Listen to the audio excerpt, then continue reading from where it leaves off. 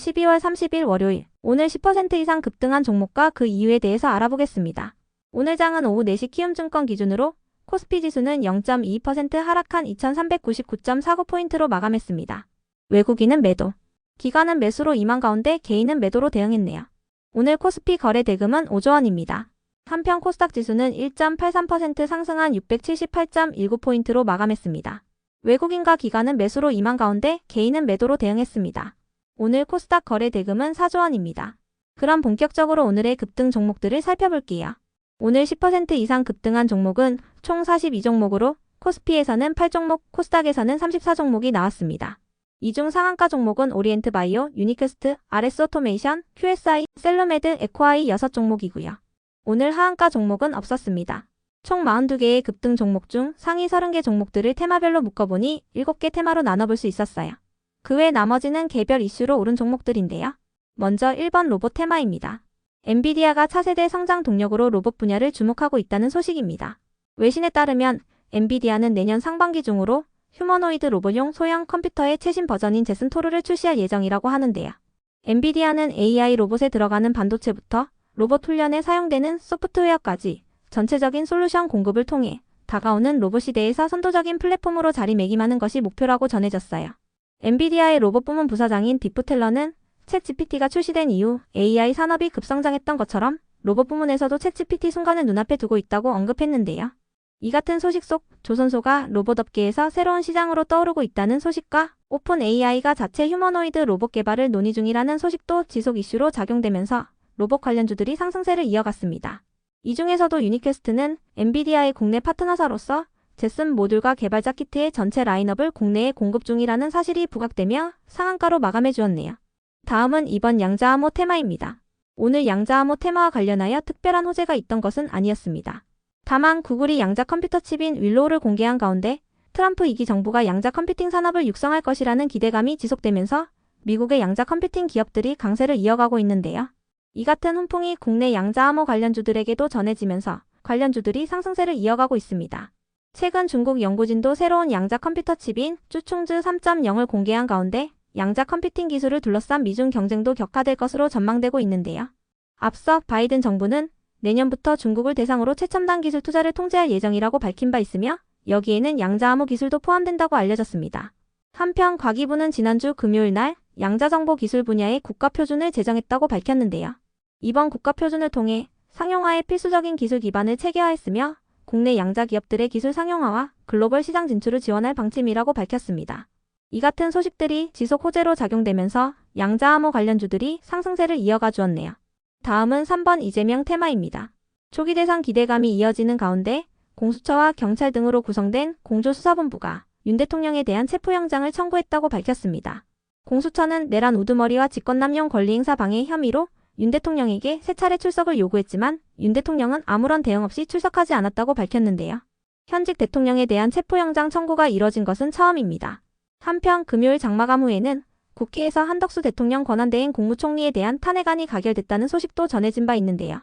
이 같은 소식 속 범야권의 차기 대선 후보로 이재명 대표가 압도적인 1위를 기록했다는 소식도 지속 이슈로 작용되면서 이재명 관련주들이 상승세를 보였습니다. 다음은 4번 제약 바이오 테마입니다. 세포 유전자 치료제와 메신저 리보액산 백신 등 바이오 의료 제품의 제품화를 위한 규제 지원 사업이 내년부터 시작될 예정입니다. 식약처는 내년부터 2028년까지 바이오 헬스 의료 제품의 제품화를 위한 규제 지원 사업을 시작할 예정이라고 밝혔는데요. 의료 제품 개발의 성공률을 높이기 위해서 이 같은 지원 사업을 시작하게 됐다고 밝혔습니다.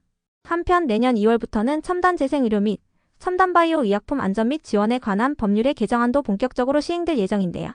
해당 법안은 첨생법이라고 불리며 임상시험과 허가 절차를 간소화하고 규제를 명확히 하여 연구 효율성을 높이는 데 중점을 두고 있습니다. 첨생법이 시행된다면 신약 개발이 빠르게 진행되고 개발에 소요되는 기간도 줄어들 것으로 기대되고 있는데요. 이 같은 소식들 속에서 제약 바이오 기업들이 강세를 보였습니다. 이 중에서도 셀로메드는 언론을 통해 주사제형 PV 식재인 셀루덤젠 개발을 완료했다고 밝히면서 상한가로 마감했는데요. 셀루덤젠은 입자가 작기 때문에 퇴행성 관절염 통증 완화와 관절 주사 등 간단한 시술의 사용이 가능하고 셀로메드의 매출에도 빠르게 기여할 것으로 기대되고 있습니다. 한편 퀀타매트릭스는 금요일 장마감 후 운영자금 조달을 위해 3자 배정 유상 증자를 계획하고 있다는 안내 공시가 있었는데요. 자금 조달 규모는 100억 원 내외이며 최대 주주인 에즈라 자선 신탁을 대상으로 내년 상반기 내에 진행할 예정이라고 밝혔습니다. 다음은 5번 드론 테마입니다. 일론 머스크가 최근 중국의 차세대 전투기로 추정되는 사진에다가 댓글을 달고 유인 전투기에 대한 부정적인 견해를 거듭 밝혔습니다. 일론 머스크는 지난달에 첫 번째 계약 대상으로 국방부를 지목하고 유인 전투기를 드론으로 모두 대체해야 한다고 언급한 바 있는데요. 이번에는 중국이 개발 중인 6세대 스텔스 전투기로 추정되는 항공기의 시험 비행 사진에 댓글을 달고 미국은 대량의 장거리 드론과 극초음속 미사일이 필요하다며 사람이 있는 어떤 것이든 드론 전쟁에서 매우 빨리 죽을 것이라고 언급했어요. 스텔스 전투기는 중국이 최근 중점을 두고 개발 중인 군사 분야로 알려져 있는데요. 이 같은 소식에 드론 관련주들이 트럼프 2기 정부의 수혜를 입을 것이라는 기대감이 이어지면서 드론 관련주 일부가 강세를 보였습니다. 이 중에서도 파인텍은 유무인기 항공기 사업을 하고 있는 파인VT의 지분을 보유한 사실이 부각되었습니다. 다음은 6번 탄소 포집 테마입니다. 트럼프와 일론 머스크가 탄소 포집, 활용, 저장 분야에 대한 투자를 계속할 것으로 전망되면서 관련주들의 상승세가 이어지고 있습니다.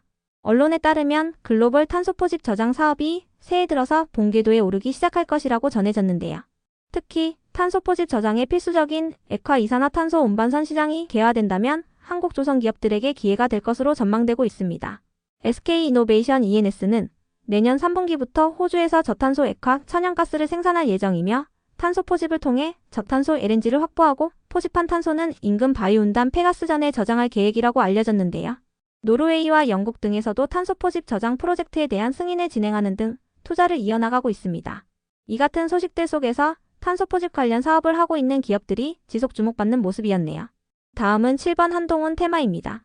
최근 국민의힘 당대표직에서 물러난 한동훈 전 대표가 대표직에서 사퇴한 이후 처음으로 온라인에서 모습을 드러냈습니다. 한 대표는 이번 제주항공 여객기 사고 발생 이후 자신의 SNS를 통해 제주항공 여객기 피해자들을 한 분이라도 더 구할 수 있도록 소방당국에서 최선을 다해주시길 바란다고 밝혔는데요. 한 전 대표가 SNS에 글을 올린 것은 대표직에서 물러난 이후 처음이라는 점에서 조기 대선을 염두에 둔 신호탄이라는 관측이 나오고 있습니다. 이 같은 소식에 한동훈 관련주 일부가 상승세를 보였는데요. 이 중에서도 코아스는 과거 국민의힘에서 김포를 서울로 편입하는 방안을 추진했던 가운데 김포에 토지를 보유한 이력이 부각된 바 있으니 참고해주세요. 그 외 나머지는 개별 이슈로 오른 종목들입니다. 먼저 웰킵스 하이텍은 3거래일 연속 상승세를 이어오고 있는데요. 웰킵스 하이텍이 상승할 만한 호재나 공시는 파악되지 않았습니다. 이어서 B2N이 상승했는데요. 제이준 코스메틱이 대여금 회수를 위한 담보권 실행 목적으로 B2N의 주식 400만 주를 추가 양수하기로 결정했다고 공시했기 때문이에요. 양수 금액은 48억 원이며 양수 지분율은 11%입니다. 양수 예정일은 12월 27일이었다고 공시했습니다. 다음으로 제노코가 상승했는데요. 어제 오전 태국 방콕으로 향하던 제주항공의 여객기가 공항 외벽과의 충돌 사고로 인해 폭발하는 사고가 발생한 가운데 공항 주변에 나타나는 청동오리와 기러기 등의 조류들이 원인으로 지목되었기 때문입니다. 해당 소식에 제노코가 조류 퇴치장치 특허를 보유한 사실이 부각되며 강세를 보였습니다. 반면에 여행 및 항공 관련주들은 약세를 보였으며 제주항공 및 제주항공의 지분을 갖고 있는 애경홀딩스도 약세로 마감했습니다. 그럼 오늘의 거래량과 거래대금 상위 종목들을 시장별로 살펴보고 마칠게요. 먼저 코스피 시장에서 거래량 상위를 기록한 종목을 살펴보겠습니다. 1위가 오리엔트 바이오, 2위는 동원금속, 3위는 에어부산, 4위는 삼성전자, 5위는 제주항공, 6위는 이스타코, 7위는 티웨이항공, 8위는 삼부토건, 9위는 그린케미칼, 10위는 유니퀘스트입니다. 이 중 10% 이상 상승한 종목은 오리엔트 바이오, 이스타코, 유니퀘스트가 있었는데요. 오리엔트 바이오와 이스타코는 이재명 관련주, 유니퀘스트는 로봇 관련주입니다. 한편 코스닥 시장에서 거래량 상위를 기록한 종목은 1위가 골든센추리, 2위는 오리엔트 전공, 3위는 클로봇, 4위는 KCS, 5위는 파인텍, 6위는 아톤, 7위는 현대 ADM, 8위는 원익홀딩스, 9위는 코이버, 10위는 웰킵스 하이텍입니다.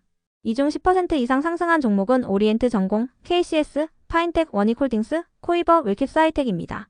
전체적으로 이재명 관련주, 양자암호 관련주, 드론 관련주, 로봇 관련주들이 높은 거래량과 함께 높은 상승률을 보였습니다. 다음으로 코스피 시장에서 거래대금 상위를 기록한 종목을 살펴보겠습니다. 1위가 삼성전자, 2위는 유한양행, 3위는 하이닉스, 4위는 하나오션, 5위는 네이버, 6위는 셀트리온, 7위는 한올바이오파마, 8위는 현대차, 9위는 기아, 10위는 오리엔트 바이오입니다. 이 중 10% 이상 상승한 종목은 한올바이오파마, 오리엔트 바이오입니다. 한올바이오파마는 제약바이오, 오리엔트 바이오는 이재명 관련주입니다. 한편 코스닥 시장에서 거래대금 상위를 기록한 종목은 1위가 알테오젠, 2위는 KCS, 3위는 오리엔트 전공, 4위는 클로봇, 5위는 레인보우 로보틱스, 6위는 사면, 7위는 아톰, 8위는 코이버, 9위는 신성 델타테크, 10위는 파이메딕스입니다. 이 중 10% 이상 상승한 종목은 KCS, 오리엔트 전공, 레인보우 로보틱스, 코이버입니다. 전체적으로 양자 암호 관련주, 이재명 관련주, 로봇 관련주들이 높은 거래 대금과 함께 높은 상승률을 보였습니다.